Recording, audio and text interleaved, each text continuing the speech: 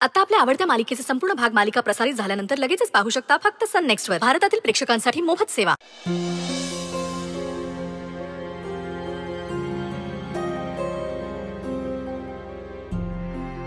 काय बघतीस? काही नाही, चल तयार हो। असं कसं काही नाही?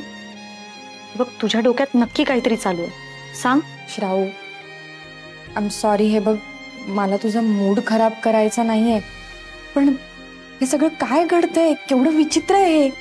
ठीक आहे ताई, चुकून झालं असेल ना, आणि तुझ्या लक्षात नसेल राहिलं। अगं कसं शक्य आहे?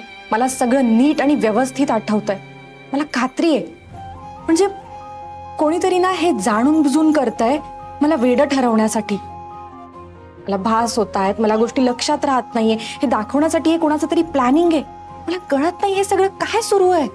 म्हणजे मला ना माझं मन सांगतंय आजची रात्र माझ्यासाठी सगळ्यात मोठी परीक्षा असणार आहे आणि मला खूप सावध राहावं लागणार आहे आणि माझं गट फिलिंग मला कधीच चुकीचं सांगणार नाही। हो हो हो ताई, तू शांत हो, मी आहे ना तुझ्या बरोबर। रादर आम्ही सगळे आहोत तुझ्या बरोबर। नाहीतर काय होईल माहितीये, तू जास्त विचार करशील ना तर न होणाऱ्या चुका पण तुझ्या हातून घडतील। सो प्लीज शांत हो। खरं तर मी पण खूप प्रयत्न करते या सगळ्या गोष्टींना विसरण्याचा। आपण ज्यासाठी इथे आलोय, छान ते एन्जॉय करण्याचा, त्याचा विचार करण्याचा, पण मी या सगळ्या अननेसेसरी गोष्टींना इतकं इम्पॉर्टन्स दिलंय ना, या सगळ्यात श्रेयस आणि माझं नातं सुद्धा मागे पडतंय आणि याचा विचारही येत नाहीये माझ्या मनात। आमचं नातं पूर्वीसारखं राहिलं नाहीये श्राऊ। ताई, तुला नक्की काय म्हणायचं मला नाही कळतंय। श्रेयसशी जेव्हा लग्नाचा डिसिजन घेतला ना श्राऊ,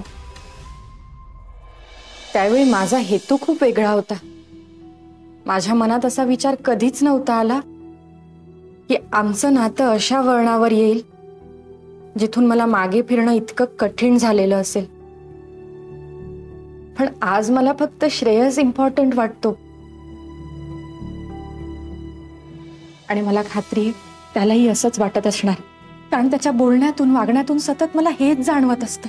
हो, पण तू या सगळ्याचा विचार आता का करतेस? कारण आज रात्री त्याला माझ्याशी हेच बोलायचंय असंच मला वाटतंय। श्राऊ, हे फिलिंग किती छान आहे ना, हवं हवंसं वाटणार, किती सुंदर आहे।